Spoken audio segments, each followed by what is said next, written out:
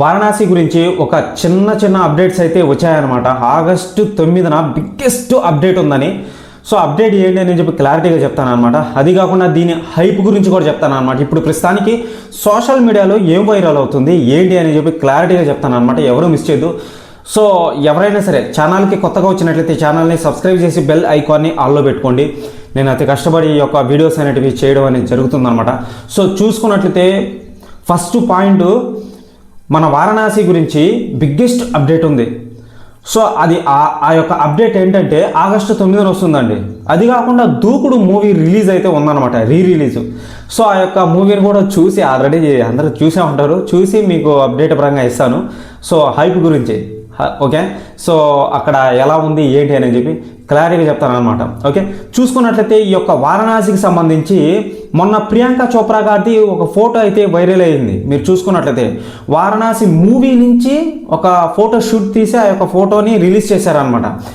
Second చూసుకున్నట్లయితే ఆమె ఆఫ్రికాలో నార్మల్ ఫోటో, ఓకేనా, ఆన్లైన్ ఫోటో ఏదైతే ఉంటుందో అది నార్మల్గా రిలీజ్ చేయడం అనేది జరిగిందనమాట.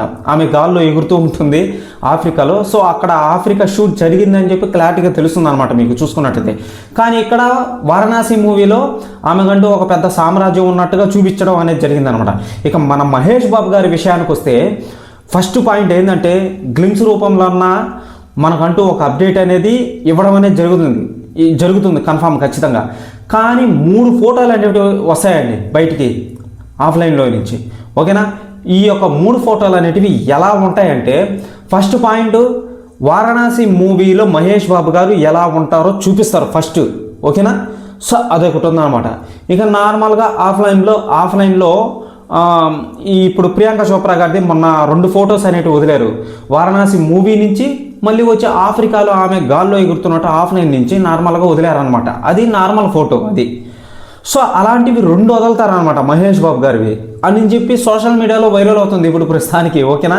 సో అది నిజమేనండి, నార్మల్గా ఇలా వదిలే అవకాశం ఉంది కన్ఫామ్ ఖచ్చితంగా, ఓకేనా.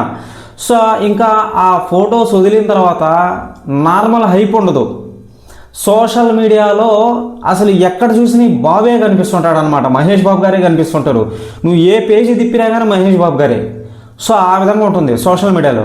అందరూ చాలా మంది వెయిటింగ్, నాకు తెలిసి చూసుకున్నట్లయితే ఈ యొక్క వారణాసి గురించి మహేష్ బాబు గారిని ఎప్పుడు చూపిస్తారా రాజమౌళి గారు అని చెప్పి వెయిటింగ్.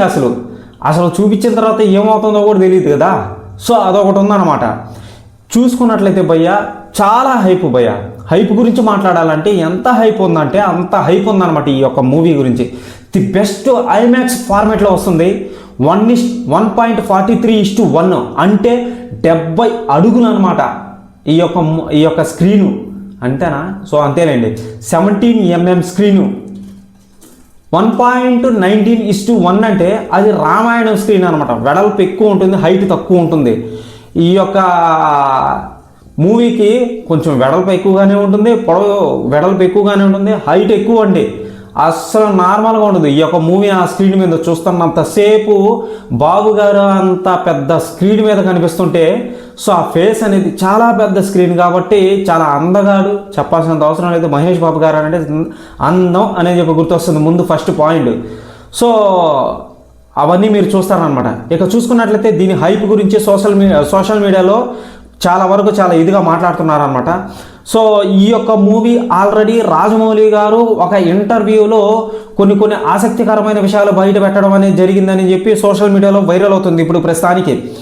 సో ఆయన మాటలు, ఓకేనా. సో స్టోరీ మొత్తం చెప్పడం అనేది జరిగింది రాజమౌళి గారు అని చెప్పి మీరు వినే ఉంటారు, చూసే ఉంటారనమాట.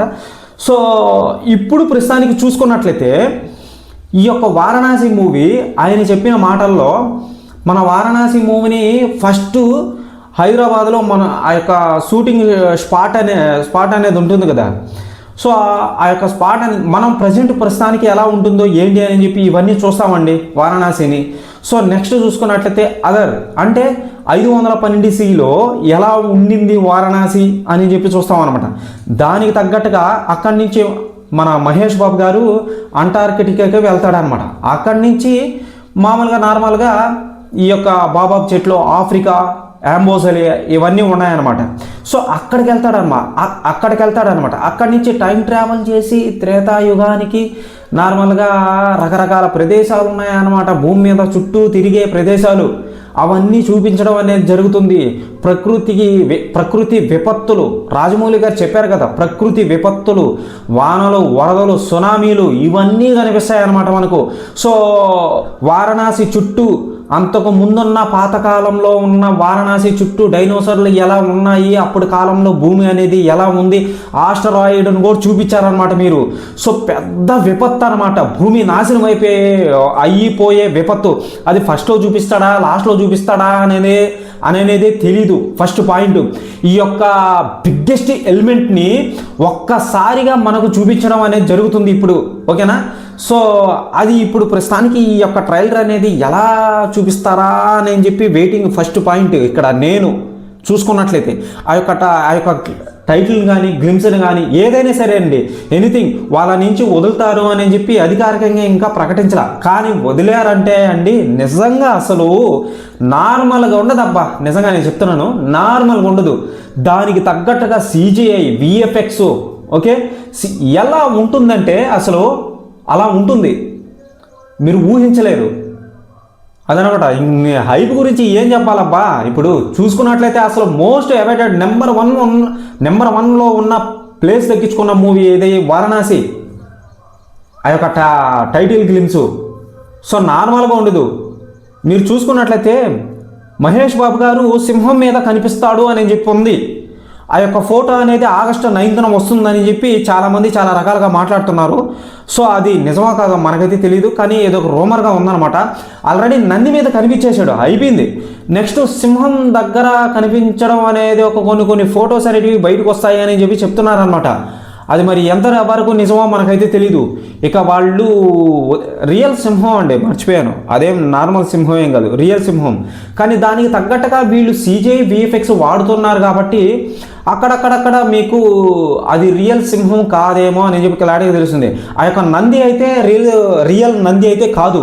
మీరు చూసుకున్నట్లయితే సో లాస్ట్లో మహేష్ బాబు గారు ఇలా పట్టుకొని వస్తాడు కదా, సోలం పట్టుకొని నంది మీద వస్తాడనమాట చూసుకున్నట్లయితే. సో అది రియల్ కాదు. ఆ ఈవెంట్లో కూడా చూపించారు ఆ యొక్క నందిని లాస్ట్లో మహేష్ బాబు గారు మాట్లాడేటప్పుడు. సో ఆ యొక్క అన్నపూర్ణ స్టూడియోలో యానిమేటెడ్ మోషన్ డిజైన్ క్యాప్చర్ ఆ యొక్క పెద్ద కంపెనీ ద్వారా హాలీవుడ్ ద్వారా కొలాబరేషన్ అయ్యి ఆ యొక్క యానిమేటెడ్ మోషన్ క్యాప్చర్ ఏదైతే ఉంటుందో మీకు తెలుసు కదా, యానిమేటెడ్ మోషన్ క్యాప్చర్ అనేది. సో ఆ యొక్క యానిమేటెడ్ మోషన్ క్యాప్చర్ ద్వారా ఆ యొక్క నంది మీద మహేష్ బాబు గారు వస్తున్నట్టు మనకు చూపించడం అనేది జరిగిందనమాట. దానికి CGI వాడే రీల్డ్. సో కంప్యూటర్ గ్రాఫిక్స్ వాడి CGI వాడారనమాట. సో రియల్ సింహంతో మన మహేష్ బాబు గారి ఫొటోస్ అనేటివి వెలుగులోకి అయితే వస్తాయి బ్రదర్. అందరు రెడీగా ఉండండి. మామూలుగా ఉండదు అనమాట. సోషల్ మీడియా షేక్ అవుతుంది, వైరల్ అవుతుంది. అసలు ఎలా ఉంటుందంటే అలా ఉంటుందన్నమాట. మునిపెన్నడు చూడని విధంగా ఉంటుందన్నమాట. వ్యూస్ ఎన్ని వస్తాయంటే నార్మల్గా రావు బ్రదర్. అసలు అట్టుడిగిపోద్ది నాకు తెలిసి ఆగస్టు 9న చూసుకున్నట్టయితే. సో మహేష్ బాబు గారిది దూకుడు మూవీ అయితే రిలీజ్ అయితే అవుతుందన్నమాట. చూద్దామండి. ఇంకేమైనా అప్డేట్గా వస్తే మీకు వీడియో పరంగా అందిస్తా. ఫస్ట్ పాయింట్ అది. అత్యాధునిక టెక్నాలజీ వాడుతున్నారు వీళ్ళు. మీకు తెలుసో తెలీదో అదొకటి ఉంది, మీరు గుర్తుపెట్టుకోండి. సో హాలీవుడ్ వాళ్ళతో కొలాబరేషన్ అయ్యి ఉండరు, అందరూ హాలీవుడ్ వాళ్ళకి సంబంధించిన వాళ్ళే పనిచేస్తున్నారనమాట. సో అది దీని గురించి చాలా అప్డేట్స్ అయితే ఉన్నాయన్నమాట. సో వస్తాయి, ఇంక నుంచి వస్తాయి అనమాట. సో ఎవరు మిస్ చేయదు బ్రదర్. ఛానల్ని సబ్స్క్రైబ్ చేసి బెల్ ఐకాన్ని ఆల్లో పెట్టుకోండి. సో నేను అతి కష్టపడి ఈ యొక్క వీడియోలు అనేటివి చేయడం అనేది జరుగుతుందన్నమాట, మీ ముందుకు తీసుకురావడం అనేది జరుగుతుంది. ఓకే, సో మీరు కానీ కామెంట్ చేస్తే ఆ యొక్క కామెంట్లో మెన్షన్ చేసి ప్రతి ఒక్కరికి రిప్లై ఇవ్వడం అనేది జరుగుతుంది. Okay, bye.